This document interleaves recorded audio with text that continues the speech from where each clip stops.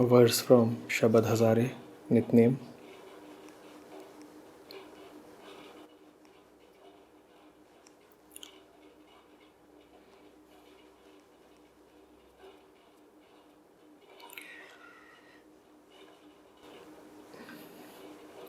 जो कुछ करा है सो भला कर, माने ही हिकमत, हुक्म चुकाइए.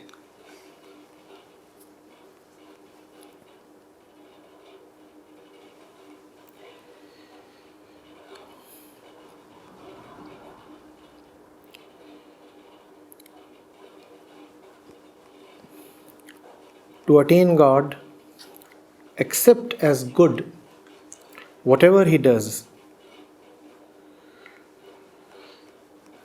and stop your cleverness and will. To attain God, accept as good whatever He does and stop your cleverness and will.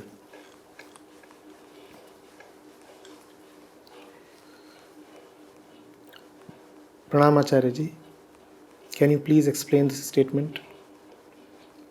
In daily life, I take decisions and interfere with things happening around me. How do I know when to stop interfering and accept whatever happens as done by God and to be taken as good?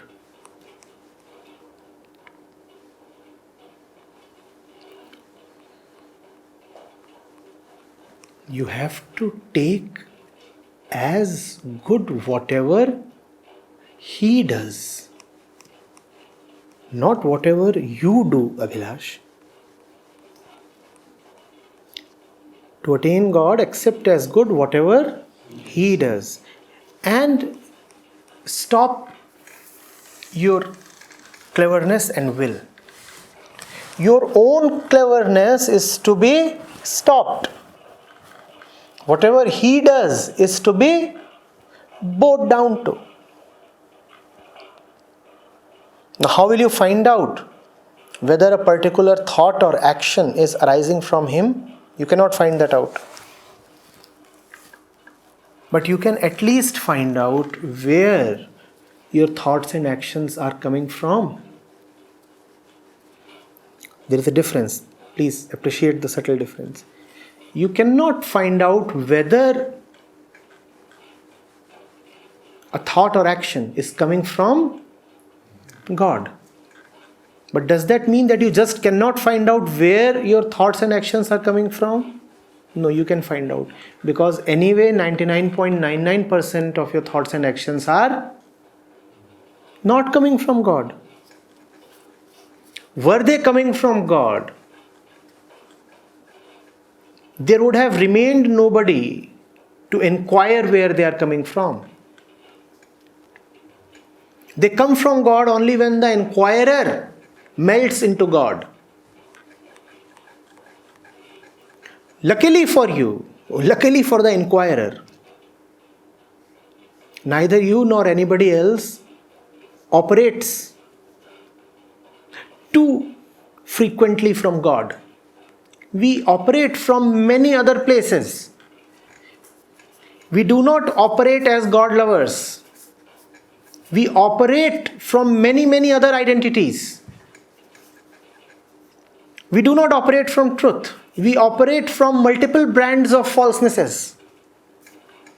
The truth cannot be detected, but falseness can be easily detected. So find out where your life is operating from.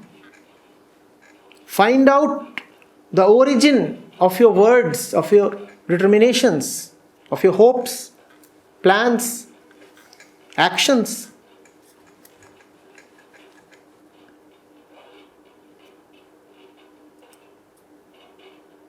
All that comes from God is good. Conversely, all that comes from you is abhorrent. The moment you detect that something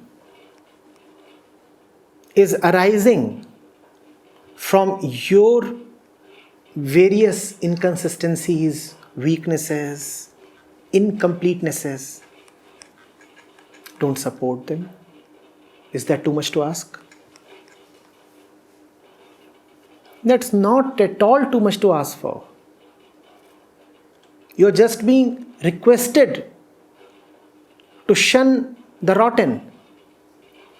You're not being asked to reject something precious.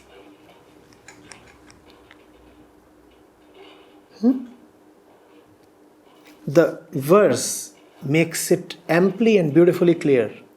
That which comes from him is good. That which comes from your cleverness and smartness is abhorrible.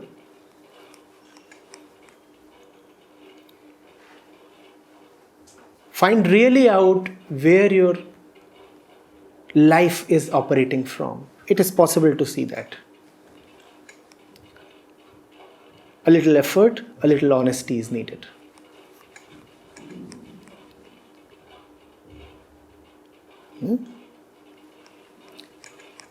How would you know whether something is happening from God? You would not know.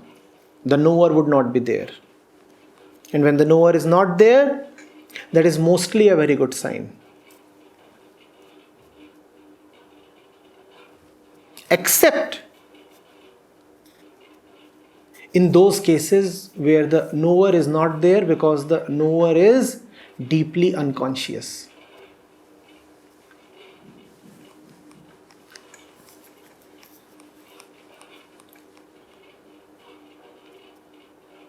If you have no ordinary consciousness of a happening, it indicates either of two things. One, it is happening from the God center. You have disappeared in the truth, and therefore there is nobody now to take cognizance of the happening.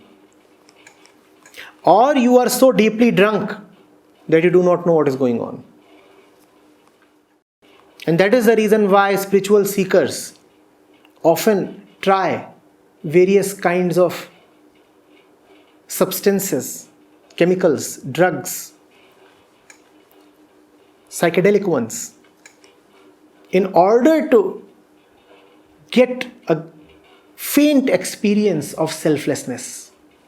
Because selflessness can come to you in both these conditions. One, when you have truly dissolved in the truth. And two, when you are so very unconscious that even the ego goes for a toss. Even the ego is not there. You are so deeply unconscious. But while the first kind of selflessness is pure nectar, Amrit, this second kind of selflessness is poison worse than ordinary life. It is a false medicine that is actually poison to the patient.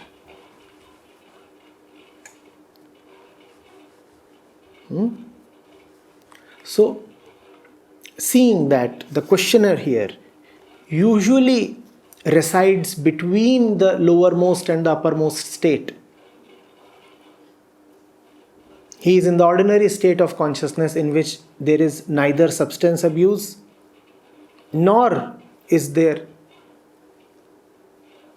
God drunkenness. The way ahead is to see with honesty and determination why you are doing what you are doing. The moment you see why you are doing what you are doing, you also come to see who the doer is. It is always great fun to catch the doer. The doer is 1,000 people, all wearing your name.